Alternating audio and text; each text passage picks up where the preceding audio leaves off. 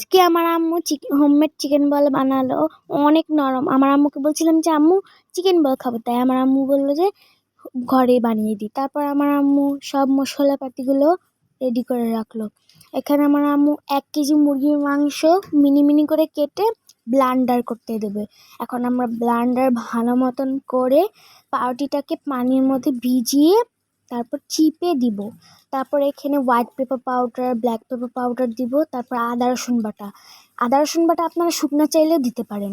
এখানে chilli flakes দিব এবং কাঁচামরিচ কুচি দিব আর ডিম দিব। আপনাদের পরিমাণ মতন আপনারা লবণ দিবেন। এখানে আমরা ভালো করে ব্লেন্ড করার পরে কর্নফ্লাওয়ার দিব। কর্নফ্লাওয়ার করে আরও ভালো করে ব্লেন্ড করব।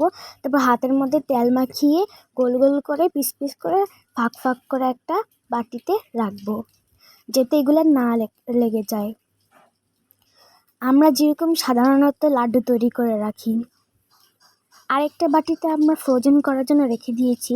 এখানে ফুটন্ত গরম পানিতে আপনারা চিকেন বলগুলো ঢেলে দিবেন।